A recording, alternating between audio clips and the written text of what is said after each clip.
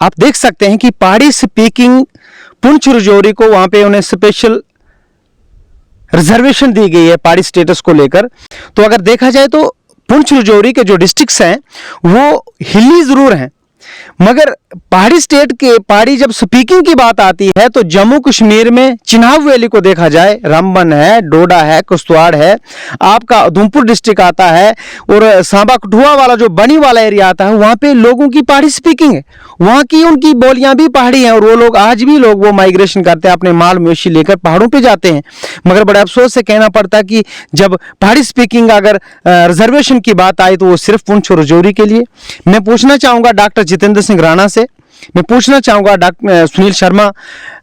X cabinet मंत्री, मैं पूछना चाहूंगा शक्तिराज परिहार से, और मैं पूछना चाहूंगा नीलम लिंगे से कि क्या आपको एक बार लोगों ने यहां से एमएलए चुना था, उसके बाद इलेक्शन तो हुए नहीं, मगर डॉक्टर जितेंद्र सिंह राणा को 3 बार खास करके चिनाब वैली के उन लोगों ने तीसरी बार पीएमओ में पहुंचाया है और एक इज्जत बख्शी है, और लगातार एक खिताब दिया कि तीसरी बार भारी बहुमत से उन्हें जिताया है। क्या उन लोगों ने गलत किया था कि डॉक्टर जितेंद्र सिंह राणा को वो जिताएं? डॉक्टर जितेंद्र सिंह राणा बखूबी जानते हैं, वो खलैनी से ऊपर रहते हैं, एक गांव में रहते हैं वो, और उन्हें बिल्कुल बखूबी पता है कि उन लोगों की पहाड़ी भाषा है।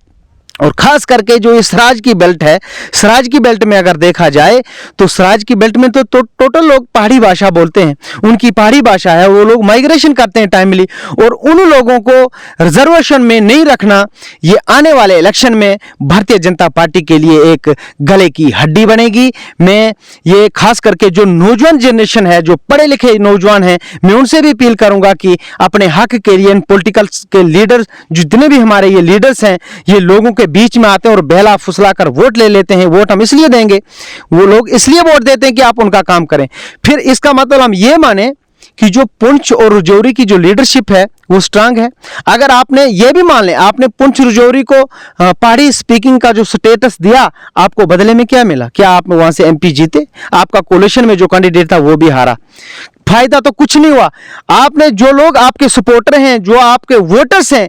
जिन्होंने डॉक्टर जितेंद्र सिंह राणा को जिताया, और आपने क्या उन लोगों को पहाड़ी स्पीकिंग जो स्टेटस था, एक रिजर्वेशन थी, उन लोगों को भी फायदा मिलता, और उसको भी आपने निकाल दिया। और दूसरी बात अगर की जाए तो आपने ईडब्ल्यूएस जो है, इकोनॉमिकल वीकर सेक्शन, एक कैटेगरी बनाई है, और उस कैटेगरी में आपने उस गवर्नमेंट ने उस आदमी को रखा है जिस आदमी की एनुअली 7 लाख इनकम है। जिस आदमी की 7 लाख इनकम है तो उसे वो तो बच्चा जम्मू पढ़ा सकता है, वो बच्ची को ट्यूशन करा सकता है, वो कोचिंग करवा सकता है। तो अगर ये बनानी थी तो ये उन लोगों के लिए बनानी थी कि जिस घर का कोई मुलाजम ना हो, बिल्कुल वो लोग आखिरी पायदान पे हों, शोषित हों, वंचित हों, चाहे वो जनरल कम्युनिटी का हो, किसी भी कम्युनिटी का हो, उसे इकोनॉमिकल तरीके से देखा जाए कि उसके पास घर नहीं है, कच्चा मकान है, उसके घर का कोई मुलाजम नहीं। ऐसी कैटेगरी अगर होती तो शायद इस जो हमारा ये जो बना है ईडब्ल्यूएस, इकोनॉमिकल वीकर सेक्शन का जो हमारे पास एक प्राविधान आया था, उन लोगों को जरूर फायदा मिलता। मगर इसमें भी बहुत बड़ा पेच है, और ये जो लोग हैं जिनकी 7 लाख रुपए साल की इनकम है, उनको भी इसमें रखा गया है, ये कहीं ना कहीं गलत है। और वो जो जिस मकसद के लिए, जिस सोच से ये स्कीम बनाई गई थी, मैं कहता हूं कि आप सर्वे करो। मैं गवर्नमेंट ऑफ इंडिया को ये चैलेंज करता हूं कि आप आकर सर्वे करिए कि इससे उन लोगों को फायदा नहीं हो रहा है। जब तक आप ये न बनाएं कि 7 लाख आप छोड़िए, 5 लाख आप छोड़िए, आप ये आधार रखिए कि जिस घर का कोई मुलाजम नहीं है उस आदमी को ईडब्ल्यूएस में रखा जाए, तब ही उन लोगों को फायदा मिलेगा। बड़ा अफसोस से कहना पड़ता है, मैं खास करके डॉक्टर जितेंद्र सिंह राणा को यह कहूंगा कि जनाब आप इस मसले पर इंटरवीन करें, और ये जो जिस आदमी की 7 लाख रुपए मंथली या ईयरली इनकम है, तो ईयरली इनकम जिस आदमी की 7 लाख है उसे ईडब्ल्यूएस से बाहर किया जाए, क्योंकि उससे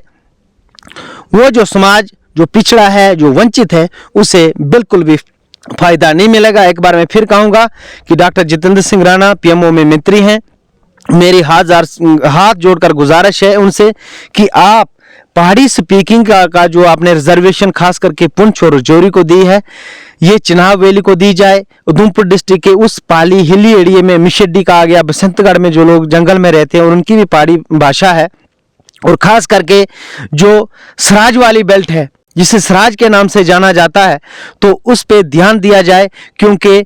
पहाड़ी स्टेटस की इन्हें सख्त ज़रूरत है, क्योंकि ये लोग सोशली बैकवर्डली हर लिहाज से ये दबे और कुचले लोग हैं। और मैं उम्मीद करूंगा, क्योंकि लोगों का हक बनता है, क्योंकि आपको लोगों ने तीसरी बार MP बनाकर दिल्ली भेजा है और इसलिए लोग आपसे उम्मीद करते हैं। और ये मेरी अर्ज आप सुनेंगे, और खास करके नौजवान लोगों से और पढ़े लिखे नौजवानों से, वो चाहे चनाब वैली का हो, चाहे वो रामबन का हो, डोडा का हो, कुश्तवाड़ का हो, चाहे वो उधमपुर का हो, सांबा का हो, कठुआ को, आप लोगों को भी इस मुहिम में हिस्सा लेना चाहिए। अपने हक मांगने के लिए आप भी इन लीडर्स के पास जाएं और उन्हें यह बताएं कि पुंछ राजौरी को अगर दिया जा सकता है तो हम भी पहाड़ी हैं और हमारी भी पहाड़ी स्पीकिंग भाषा है, तो हमें भी जरूर दिया जाए। तो मैं आपसे ये कहूँगा कि जब आप वीडियो देखते हैं तो मेहरबानी करके आप एक शेयर और सब्सक्राइब करें। वो इसलिए क्योंकि हमारी जो टीम है उसे मोटिवेशन मिलती है। और अपनी सजेशन, अपनी राय कमेंट बॉक्स में जरूर लिखें। नमस्कार, जय हिंद, फिर मिलेंगे एक नए एपिसोड के साथ।